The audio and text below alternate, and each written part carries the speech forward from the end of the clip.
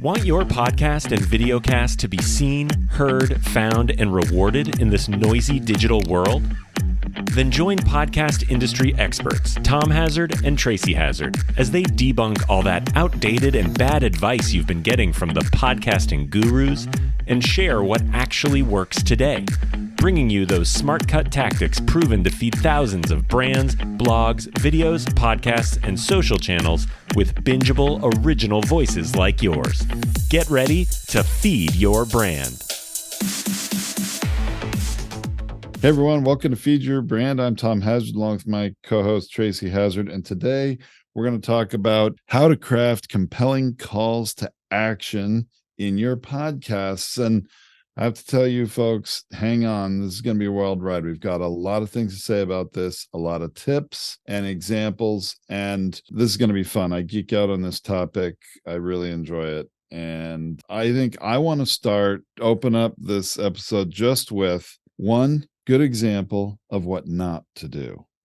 That is what is a good example of a lousy call to action that is very cliche in podcasts. But I also do want to start with, and excuse my voice, everyone. It's a little rough today, but hopefully hopefully Tom will be able to carry the conversation here. But the timing of these things matter as well. And a lot of these things that are like the ones that you're gonna demo here, people put them right at the beginning. Right at the beginning of their podcast. I agree. Timing, where, when in your episode you have a call to action is critical.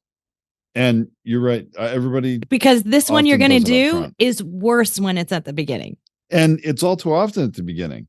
I hear this all the time. And believe me, guys, I meet with 6 to 8 existing podcasters just about every day. And I'm evaluating their podcast, giving them what I call a podcast power appraisal and letting them know where their opportunities lie, what they're doing well, what the gaps are, so they can get more value out of their podcast. And I hear this all the time. So people say, hey, thanks for joining me on the show today. Remember, if you like the show, please go subscribe and review. And that's the most common thing. It's the most common cliche, boring call to action. It happens up front where they're, first of all, asking people who are already listening to your podcast to subscribe is kind of a throwaway ask, because they're already listening to a podcast most of the time on a podcast listening app. If they like it, they're going to subscribe anyway. It's easy for them to do right there. Asking them for that without some compelling good reason why or reward for doing it, it's really not going to help you. And you're making yourself seem desperate right up front in the beginning of the episode. And one big message I want to send to everybody is, don't be desperate. You've got a show. You've got a compelling message. You are an expert in your field, or you wouldn't be doing it. So don't make this plea. Don't make it sound like, would you please subscribe to my podcast because I'd really like you to. I mean, oh my gosh, I can't stand to hear that. Yeah, especially in the beginning, it really is the wrong time for it. You haven't delivered anything yet. Provide value first.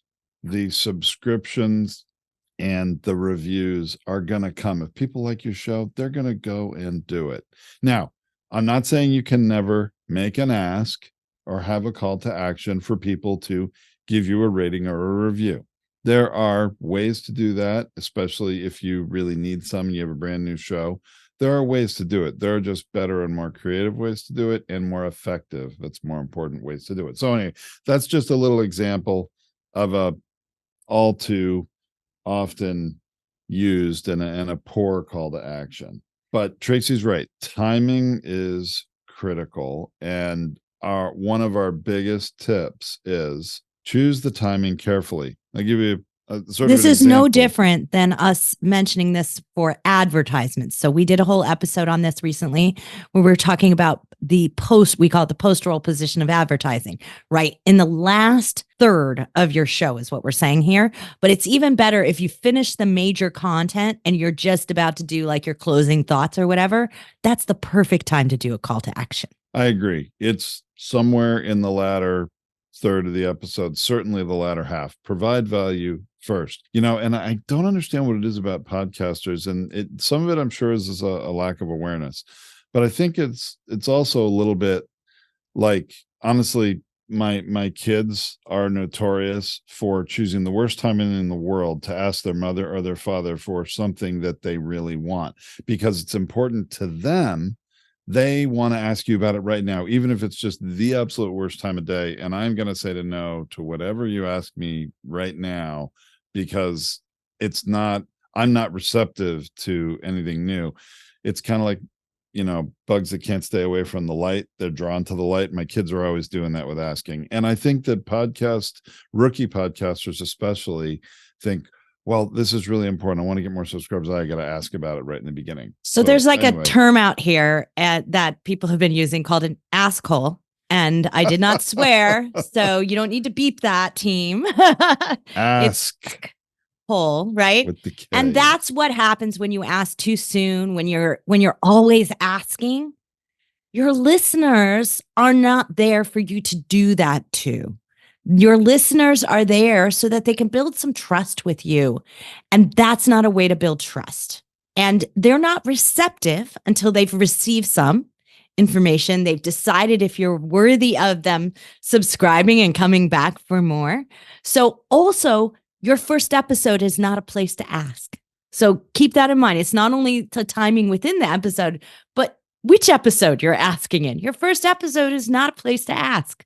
Very good point, Tracy. That's a really good tip. But what I also want to make sure all of you hear me saying right now is that we're not saying don't have calls to action. Okay. Right now we're being kind of negative. We're giving examples of what not to do. We're going to get to what to do that's very effective. And the biggest one of those is, hey, you're a podcaster. You have a podcast. You have a platform. 100%. You should be making a request, having a call to action for something in your episodes. Yes, I agree with Tracy, not in the first episode, maybe not in the first 3, but pretty quickly, you absolutely should have a call to action. Even if you don't have anything major that you need right now, there is an aspect of having calls to action to engage with your audience, to communicate with them, to get them to reach out and communicate with you.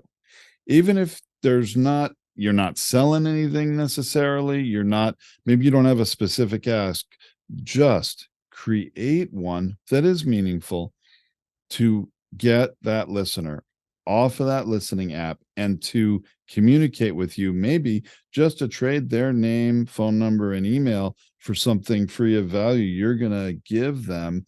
Because guess what? We don't know who our listeners are when they're staying in that listening app.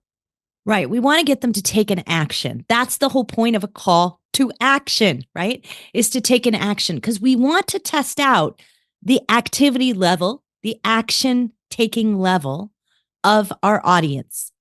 We want to see how much action we've earned. So we want to do this throughout our show, throughout the many, many episodes we do. We want to test different types of calls to action. In the beginning, you're not going to get much. You're going to get a little bit of like, I'd love some feedback, maybe a rate and review. Maybe there's a follow me on Instagram, follow me, like my channel on YouTube. I'm trying to grow my channel. Could you help me out? Right? Like, so some of those things are okay asks, but they're forcing an action. And that's important. And they're forcing a connection between you and that listener, because if they follow you on Instagram, you now know who they are. So it is helping you in terms of making those connections, but we want to keep it simple. We want to keep it action-oriented and simple. But as we grow, we see more and more action. Tom and I, our podcast in 3D printing had 100,000 listeners a month. Here's the key. We could get them to do what we asked them to do. We found out through testing calls to action that 37% of our audience would go download something. They would give us an email, an address, even a phone number. Like they would go deep in. That's really high when you have an action-oriented audience who's really listening and ready to do what you're telling them to do. That's awesome value. Now you're really an influencer. Now you're not just passively giving them your content. Absolutely. That was so on point, Tracy. And I want to, we're getting to the point where we're now getting into some specific tips for calls to action. Okay. And first of all, any of you can do this, whether it's episode 456 or episode 356. Okay. You all can do this, and all should be, and start to condition that audience. So what I want to say about calls to action is you should make a single call to action at one time. Ask for one thing, not two or three things, or asking people to do this or that. It's just going to confuse them, and message sent will not be message received. A single call to action that is either a request or an offer for something. It could even be you asking a question. And for me, and when you do this, you want to know what's the specific action you're asking them to take. If you're going to ask them a question, how are they going to answer you? Where are you telling them to go and answer? Okay. And it could be on a social media page. They could be, shouting out to you on, like Tracy said, Instagram, or, LinkedIn, or sending you a private, connecting with you on LinkedIn is one thing, or sending you a message through there. But I'm always a bigger fan of all roads leading back to your podcast website. Now, there are exceptions and reasons why you might send someone somewhere else. Okay. But you want to give them a specific place to go and make it easy for them to do it. So I want you to think a little bit about how you might do that, and we'll make a few suggestions. Yeah. So I want to clarify what Tom's saying here is that the where you communicate with them, where they can get more information, where that is happening, the where is really important. Make it one place. So if you're going to say, DM me on social, direct message me on social, that's okay, because then they can pick their social. They're going to hear that and they're going to go, I'm on Twitter, so I'm doing it on Twitter. Or I'm on Instagram, so I'm doing it on Instagram. That's an okay thing to say, is to DM me, but you're getting them to take the action by doing a direct message. So that's the actual where. So it doesn't have to be the social platform. But if you want to test and use your CTAs, your calls to action, as research, where's my audience? One episode, ask them to message you on Instagram or comment on Instagram. The next one, try Facebook, try LinkedIn. Do it different in each one and start to see where your audience responds to it. You might find out you have tons of LinkedIn listeners who are happy to message you there. And because you invited them there, they heard a very specific where call to action that matched them. So that's why we want to test out some of the wheres as you're doing this. I agree with that, Tracy. We do want to test them out. And I'm going to do one right now that's an example. Now, this is we're recording this live, and those people that are out watching on LinkedIn or, where are we? Facebook and YouTube, at least, I believe, right? Are going to hear this first. The podcasters, those of you listening to this as a podcast, it's a couple of weeks later. And I'm going to use this to illustrate a very important point for calls to action. Okay. Because this is going to be in the live forever, because it's live.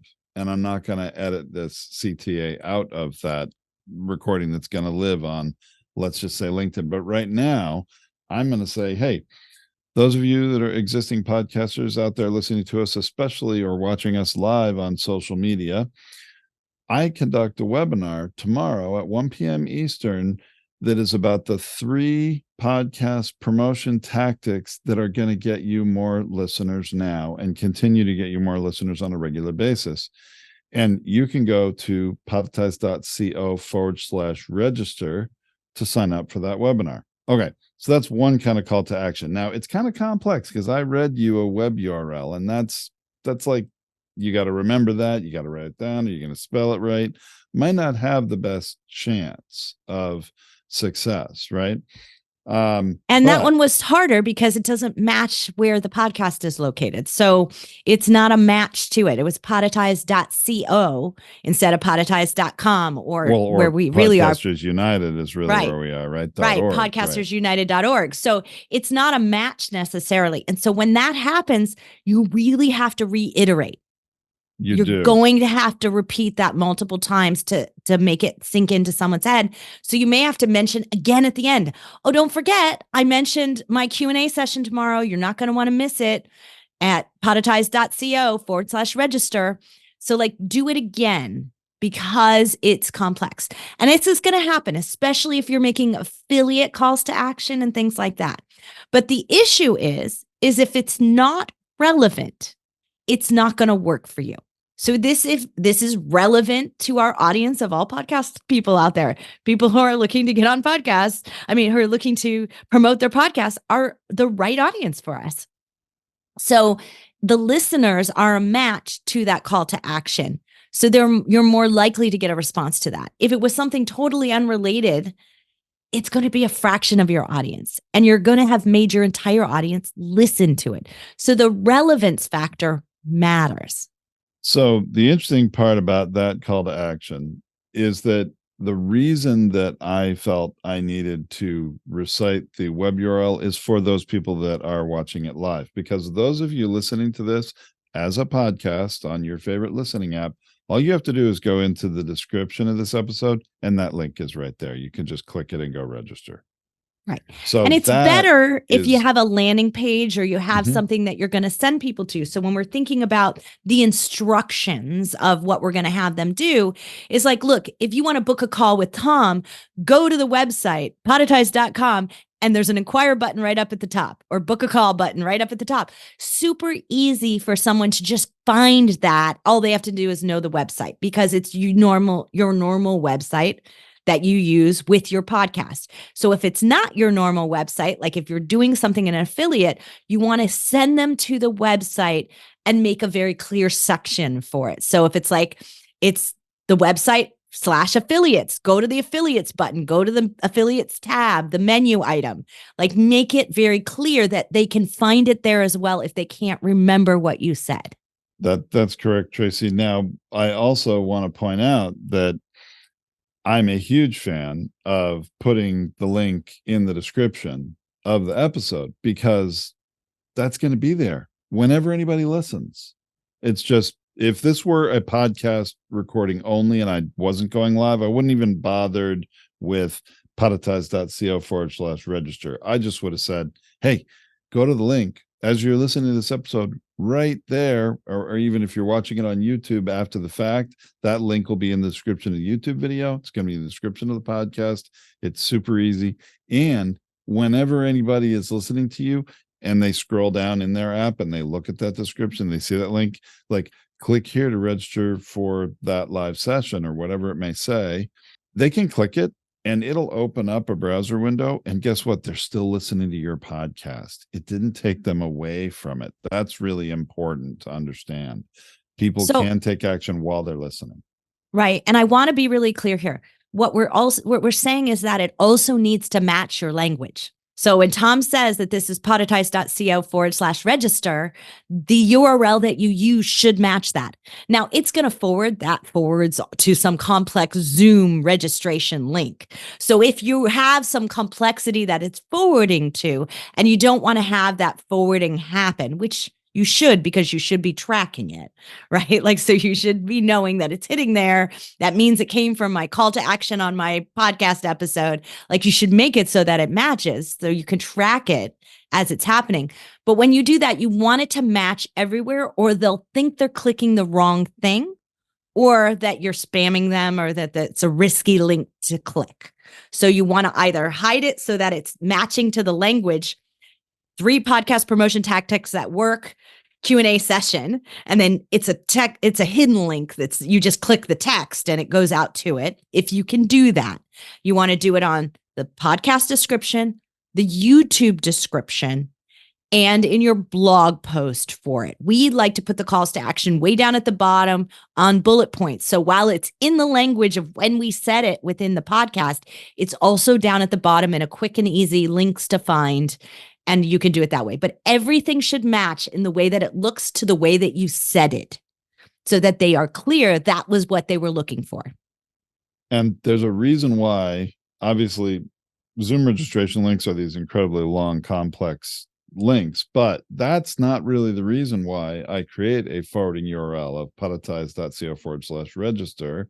And I even have some variations on that because I will run multiple webinars at different times and have different email campaigns for them, or social media campaigns on LinkedIn for people to sign up to these things. But I've just told you I'm running a session, tomorrow. And it's true, I am, from when I'm recording this live. So the podcast people are going to hear this a couple weeks later, like, well, damn it, I'm out of luck. Well, guess what? You're not. Because I run these things pretty regularly every week to new groups of people. And I always update that forwarding URL, that /register, to the next one. So as soon as I finish it, it's going to the next one, so that when anybody clicks it, whether it's from hearing this podcast or looking at the description, or they got an email, because I also do email outreach about this stuff and put it on LinkedIn and LinkedIn Messenger, whenever anybody gets to it and clicks it, they're not going to get to a dead webinar link. They are getting to the next one that's going to happen. That is super critical. And also, just if you are not going to run it again and again and again, like Tom does, you can run to a recording of it. So that's also something, as you can forward to a final seller. Sorry you missed it. Here's the recording, though. We don't happen to record those webinars, and so it doesn't have that model. We just don't do it that way. But he does have a closing what you missed page that he could send people to. So there's always something that you can be forwarding them to. And this is where I think a lot of podcasters make huge mistakes, Tom, because 60% of your listens may come from your back catalog, meaning well after you aired that episode. So its time relevance is outdated. This is how we invented Podetize. We didn't want calls to action. We didn't want advertisements. We didn't want messages that were out of date and unable to be accessed by someone who listens to the podcast a year later. Because when somebody finds her show, we want them to be able to make sure that they can access the tools, access this. So be really clear. Use those forwarding URLs. Do that really regularly. And if you feel like, well, I may not do this again, then make it a call to action that tells them to go to the blog post where you can update it regularly. You can send them someplace new. If they don't find it there, it's so easy for them to contact you and message you and say, hey, where's this thing you referred to? It's going to be easier for them to access it that way. So be thinking about this being relevant far into the future. Awesome. Yes, very important. And we're going to come back to another sort of application of that in podcasting in a minute, but I want to run down a lot of potential CTAs, because I'm sure there are some podcasters out there thinking, well, I don't know. I don't know what I have. I don't have anything that I want to share with them. I don't have anything that I feel like I need to ask them. I'm telling you, you do, and you want to figure it out. Just believe it. Start believing it, because if you don't believe it, it's not going to come across well when you make the ask or you deliver it. Okay. There's always a reason. Maybe you want to find out how many of my listeners out there are men versus women. I really don't know, and I'm curious to know. Would you be willing to go to this page and just reach out to me? And again, this could be a DMing you on a social platform if you want, or you can have a little page on your website where they can, submit a contact form or something, just to say, hey, if you're willing, I'm just curious, how many men and how many are women? And I'll give you an example. I did this recently, and I do this in my live webinars, but I also do it sometimes in email in advance, just trying to get people to respond. I haven't even told them there's a live session coming up they're going to be in. It's like, I'm just curious, with all of us podcasters out there, how many of you are also recording and publishing your full-length episodes as video? And I ask that question. I'll do it in a live webinar and just get people to comment, and everybody comments. They're you ask them a question, they're a part of it, they're feeling a part of it and are contributing. You can make it a formal poll, or you can just ask a simple question and get them to answer it in the chat, or respond to an email or to DM you on social. Those are some of the social media things. platforms allow you to pin a poll. So you can also do that there. So it's pinned to your profile. So if they're going to find you and then you pin a poll. So like those are things that you can take advantage of and test out. Now, I do say this, but it may not be available to everyone if you don't have like creator mode turned on or something like that. So it may not be available to every Instagrammer or every LinkedIn profile, but so some of those tools aren't there. But take advantage of them if they are, use them and mention them. Those are great ways to get feedback coming through. And it doesn't feel as, I'm going to say, as salesy or funnely. Like, is that a word?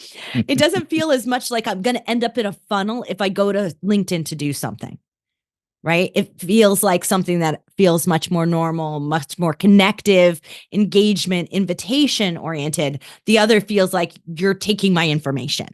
And so that's really, we also want to make things that are light and easy for them to take action on and doesn't feel like a heavy lift yet, especially to somebody who's new to you. Your favorite audience members, like the people who come back for more, they're going to reach out to you anyway. They're going to do what you say. It's going to happen. So we're not going to worry about those. We're worried about the new people, the people who are new to you, to take action, to let us get to know them better. Other examples of CTAs, I see people doing this all the time on social, not so much in podcasts. I think it actually would be better in podcasts, but some people, they're going to create something new in their business and they're trying to name it, and they'll kind of crowdsource naming it. Hey guys, I've got these 3 names.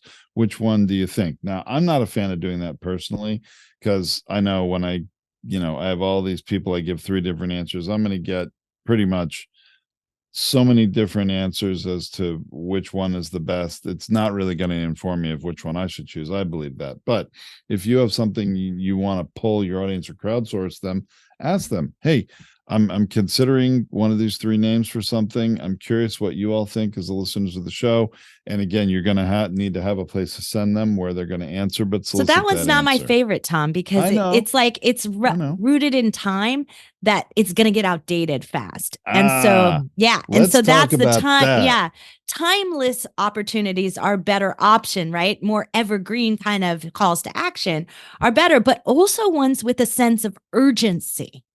So I like that too. Right? Tom, you created a sense of urgency when you were telling them to register because it's tomorrow, right? It's going to occur tomorrow. Sure. And so that is useful as well. So if I can get them to take urgent action, that's good. And then if they take the action late and they missed it, I've sent them somewhere to tell them what they do now that they missed it. Now I've created something that is timeless and urgent at the same time. Okay. But I said that for a reason, Tracy. It is grounded in time.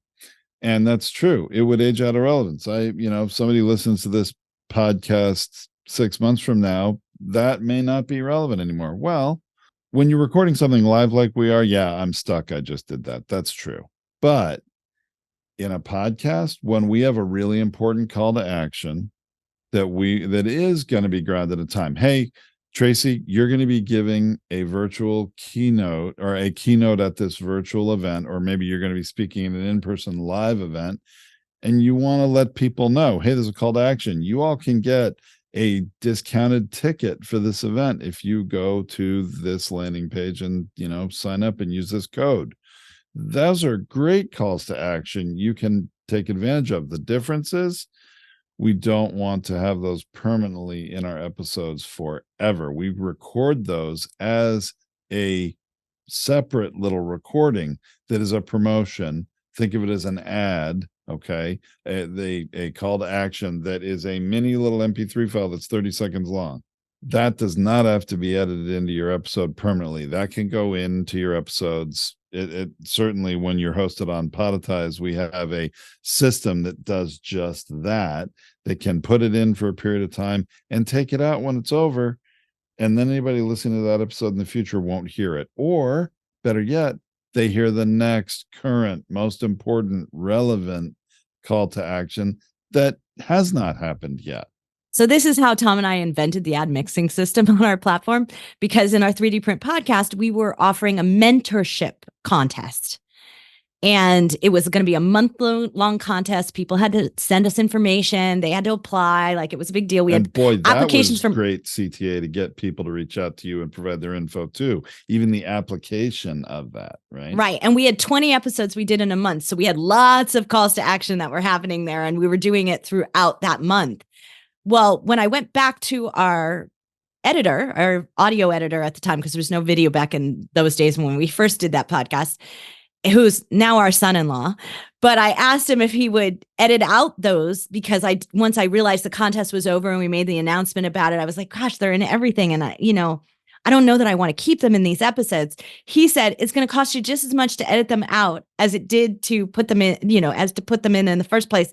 And I went, there's no way, I'm too cheap for that. And so I said, Tom, let's figure out a way to do this. And then Tom and another partner we had at the time came up with this great method for ad mixing. That's what we still use today, that concept, because it was an irrelevant call to action that was set in time that is no longer relevant to the audience and the listener base. And we didn't want to have, Christmas ads in July when we're not running a Christmas sale, right? Like, so that's one of the reasons we did this.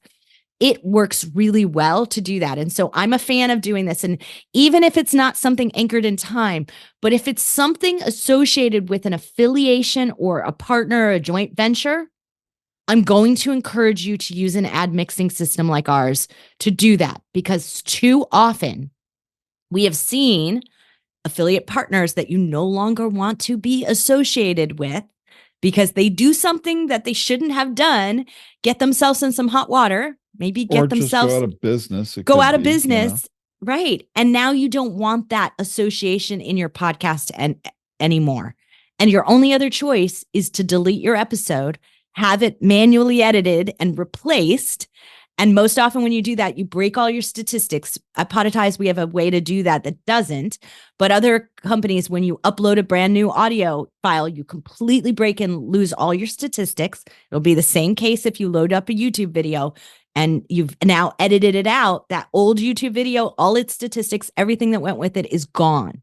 So putting these ads in a separated spot is our solution to this, to make sure that that doesn't happen. It's critically important for you to do this with affiliations, timely or time-sensitive advertisements, promotions, calls to action.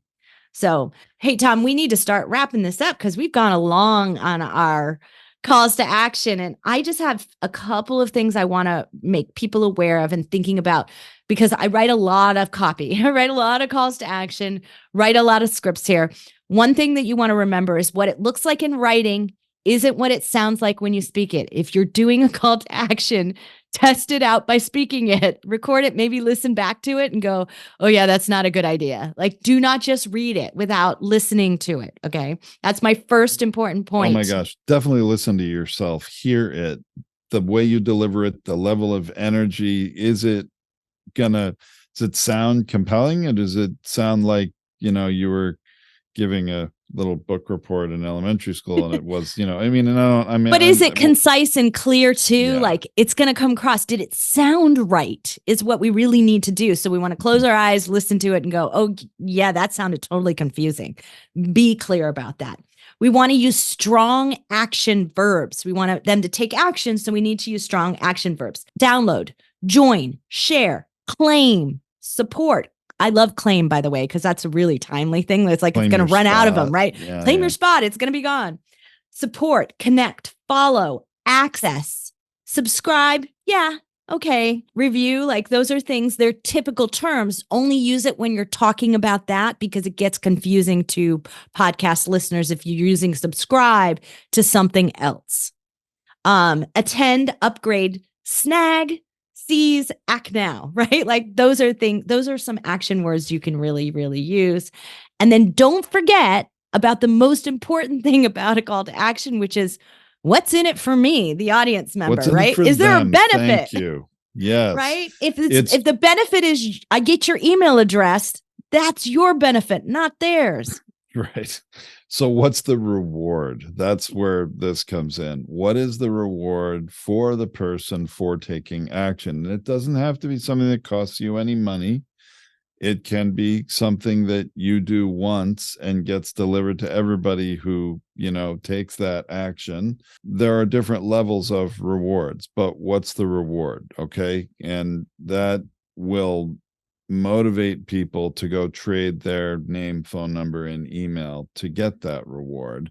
And sometimes it can be just as simple in the beginning, in the early days. Solicit a response for your audience, engage them, make them feel like they're a part of your community, they're a part of the show, right? And because you're speaking to them, speak to them. So, but yeah, eventually you want to think about the rewards, especially the ones that are more complex calls to action we're asking of them. Yeah, always be thinking the word relevant. Is this the relevant time for this? Is this relevant to my audience? Is this relevant to the content that I already provide here? Because you're not going to get a good response rate if it's not in line with the content that you're already giving them or the type of show you have. Is it the relevant time? Is it the right time to be giving this call to action? Always be thinking about that. It's going to really be the term that you want to use that is going to help you decide whether or not this is right for you. Is it a right fit? Is it relevant? So I don't know if we can go on much more on this, Tom. So let's stop right here and wrap this up. All right. Well, hey, thanks for listening, everyone. Remember, we're going to have the links to everything we talked about today on the blog post of this episode at podcastersunited.org. Now, that is a new URL. We have moved the podcast from where it always used to be to podcastersunited.org.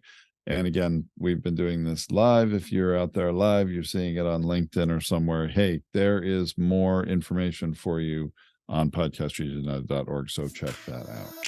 Heard something useful today, but didn't have a chance to write it down? No worries. Tom and Tracy have you covered. Head to Podetize.com, where you can get free tips, resources, advanced masterclasses, and launch bootcamps.